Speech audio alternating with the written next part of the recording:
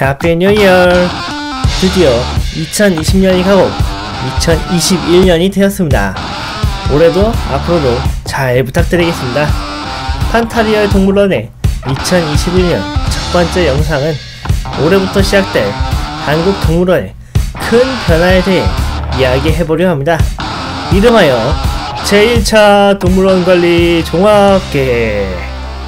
이번 시간에는 우리나라 동물원의 현황을 파악하고 1차 동물원 관리 종합계획이 무엇이며 이에 대한 제 생각을 말씀드리겠습니다. 2019년 12월 기준 우리나라의 동물원이 110곳이나 된다고 합니다.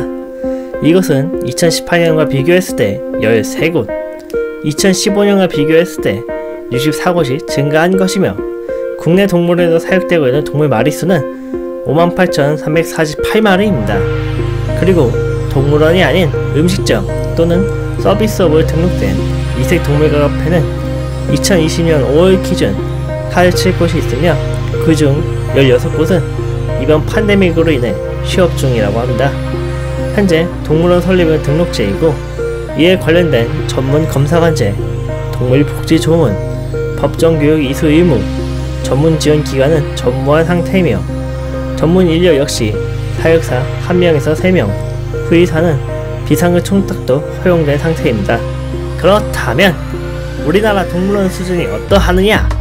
대형 동물원 2곳, 중소형 동물원 3곳, 대형 체험동물원 3곳, 중소형 체험동물원 3곳을 대상으로 동물복지, 공중보건, 안전, 생물 종상태, 전체동물 서식환경 이 5대 지표로 평가한 결과 대형 3.7, 중소형 3.0, 체험 대형 1.6, 체험 중소형 1.1이었습니다. 여담으로 우리나라에서 호랑이 7마리, 사자 11마리가 야외 방사장이 없는 실내에서 사육되고 있으며 이런 곳이 5곳이나 된다고 합니다.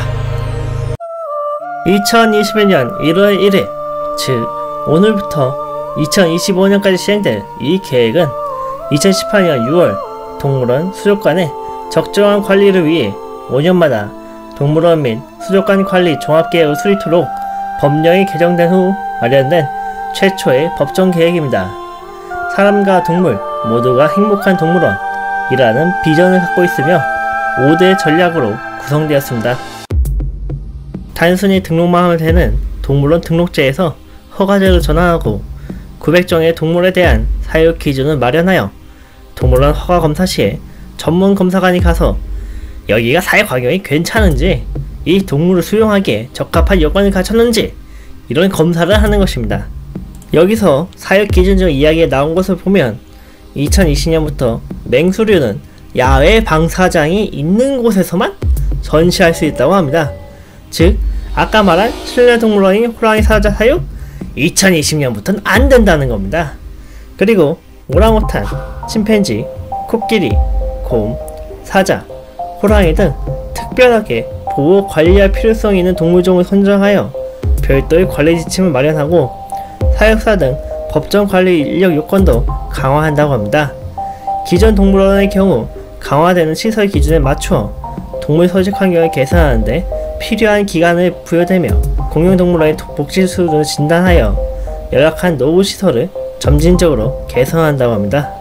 그리고 라쿤 카페, 미어캣 카페 등 동물원 설립 규모 미만의 전시 영업과 이동 동물원이 전면 금지됩니다. 즉 동물 카페와 이동 동물원은 이제 관짝이 들어간다는 거예요. 환경부는 이를 위해 6월까지 전국에 걸쳐 동물원 등록을 안 한 시설의 야생동물 보유 현황을 파악하고 동물 카페 등에 전시되고 있는 사이트 수종의 입수 경위도 점검한다고 밝혔습니다. 아니 그러면 이동 동물원이나 동물 카페의 동물들은 어떻게 하나요? 갑자기 이런 식으로 사라지면 이 동물들은 어디서 사냐? 이런 이야기가 당연히 나오겠죠.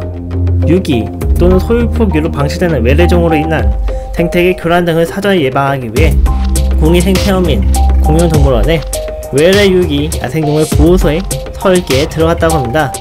그리고 카페와 이동동물원도 하루아침에 너네 당장 문 닫아! 이러진 않습니다.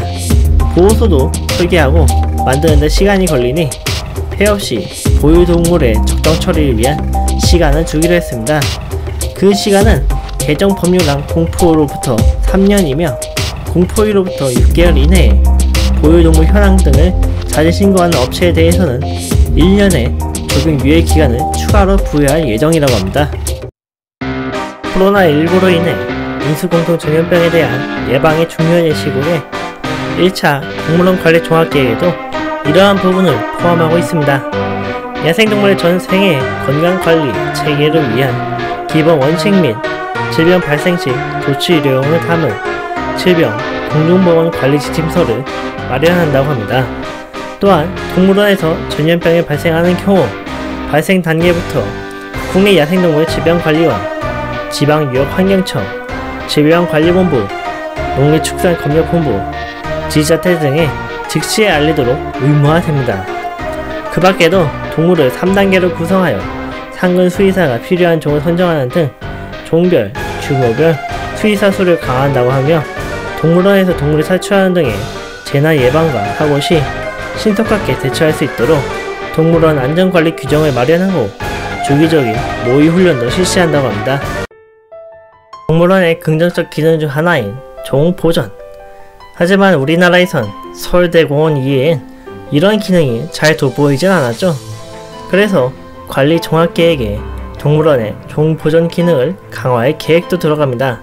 먼저 생물자원관, 국립공원, 생태원, 서식지 외 보전기관, 대학연구소, 생물자원보전시설 등 관련 기관 간 협력을 통해 다양한 형태의 보존, 증식 연구 프로그램을 발굴하고 이를 수행하기 위한 연구 협의체를 구축할 계획입니다.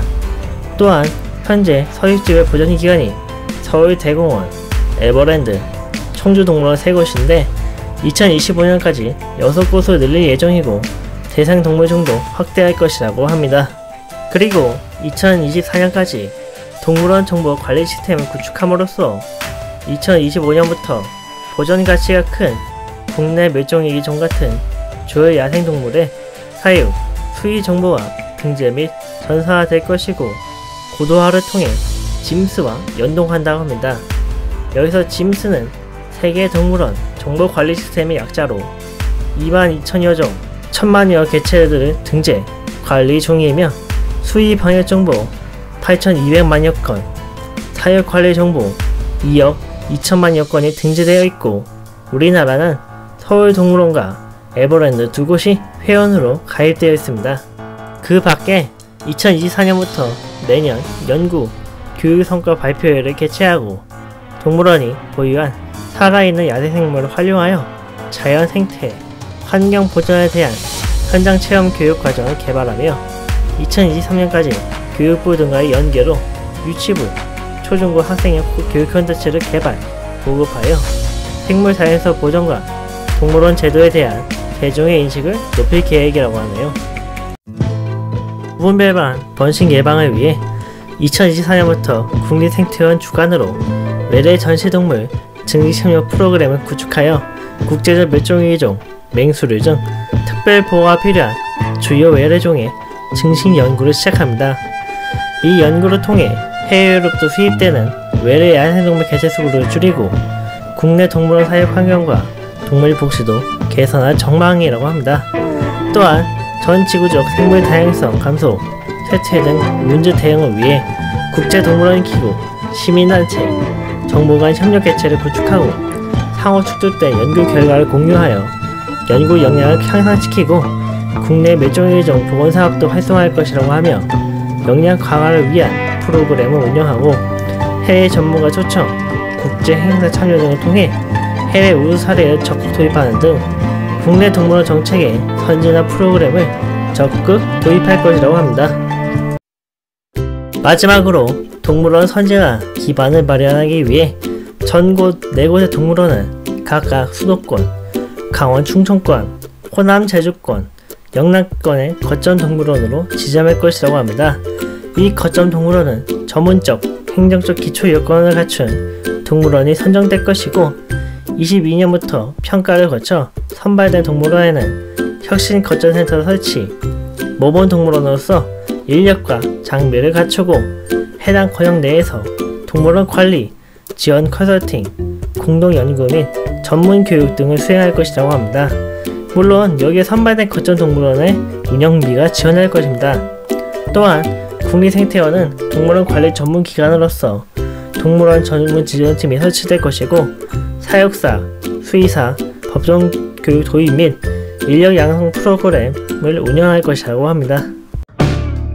앞서 이야기했다시피 앞으로 동물원으로 등록될 곳이 아니면 야생동물 전시가 금지될 것인데, 그렇다면 동물원의 기준은 무엇이고 동물원에 등록하지 않아도 될 시설에 대해서도 알아보겠습니다.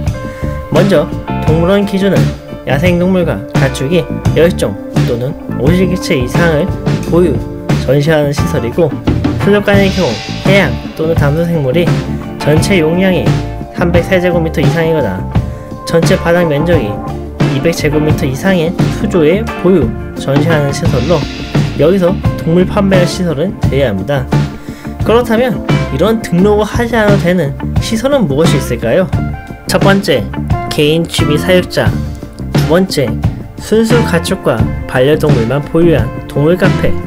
여기서 가축이라 축산법으로 지정된 가축을 말하며, 반려동물의 경우 동물보호법에서 지정한 6종의 동물을 말합니다. 세 번째, 동물 판매할 시설. 네 번째, 박물관 미술관법에 의해 등록된 동물원 수족관. 하지만 과학관의 경우 박물관 미술관법이 아니라 과학관의 설립, 운영 및 육성에 관한 법률을 따르므로 과학관에서 동물을 보유, 전시하는 경우는 동물원 등록을 해야 합니다. 다섯 번째, 멸종위기 야생생물, 국제적 멸종위기 종 등 보호 및 관리가 필요한 야생생물을 보유, 전시하는 보호시설. 여기엔 곧 국립생태원이 설립된 사이트에서 설치가 있죠. 여섯 번째, 곤충박물관. 일곱 번째, 보유, 전시하고 있는 야생생물 또는 가축이 종이나 개체수가 10종 또는 50개체보다 적은 경우. 이렇게 7가지의 경우 동물원 등록을 하지 않더라도 동물을 전시할 수 있습니다. 이렇게 1차 동물원 관리 종합계획에 대해 알아봤습니다. 이에 대한 제 평가는 별 5개죠. 4개. 왜 이렇게 많이 줬느냐? 제가 지금까지 우리나라 동물원이 바뀌었으면 하는 것들이 많이 반영되었기 때문이죠. 특히 맹수류의 실내 전시 금지, 먹이 주기 및 만지기 체험의 제한, 유기시기 동물들을 위한 보호시설 성립, 보존 연구 프로그램의 개발이 제 마음에 쏙 들었습니다. 이것들은 사실 엄밀히 따지면 진작에 해야 되는 건데 안 하는 것보다 지금 하는 게 더 좋은 거라고 이제부터 하니까 이에 대해 높은 점수를 주었습니다. 그럼에도 불구하고 왜 5개가 아닌 4개를 줬느냐? 우려되는 부분이 있기 때문입니다. 일단 이 법이 이세동물 카페에 종집을 짓기 위해 계획된 부분이 있는데, 이 법에 허점이 있습니다. 바로 가축만 사육되는 동물 카페는 건들 사항이 없다는 겁니다. 이게 무슨 소리냐? 앞서 축산법을 지정된 가축 목록을 보여드렸는데 여기에 카페에 들이기 부적합한 대형 동물들이 다수 있다는 겁니다. 수조에 들어갈 정도로 작은 거북이는 카페에 전시하면 안 되는데, 넓은 드파르 사라의 양은 좁은 카페에 구석진 곳에 있어도 법으로 막을 수 없다는 겁니다. 실제로 양카페가 있기도 하고요. 정말 아이러니하죠? 카페에 들여도 별 문제없을 동물을 금지하고 들이면 안 될 동물은 들여도 되니까 말이에요. 이러다 나중에 실내 사슴 카페, 실내 오소리 카페 같은 게 사용해도 이런 야생동물 카페 전시하다니 불법이야! 라고 해도 얘는 야생동물 아니면 가축이야. 축산법에도 가축으로 써있어. 이러면 할 말이 없는 거죠. 게다가 이게 엄연히 동물 카페라는 산업이 하나를 아예 관짝을 보내기 때문에 이에 따른 실업자 발생은 불가피할 수밖에 없죠. 물론 종합계획에 필요한 다양한 시설과 제도가 도입됨에 따라 이에 대한 인재 고용도 필요할 거예요. 특히 생태원은 동물원 관리 전문 기관에서 할 일이 엄청 많아질 것이고 그만큼 인재 채용도 필요해지겠죠. 하지만 이것이 이번 계획으로 인해 피해를 본 동물 카페 또는 이동동물 직원들을 충분히 고용할 수 있을지도 미지수예요. 그래서 이에 대한 보상도 같이 할 필요가 있다고 생각합니다.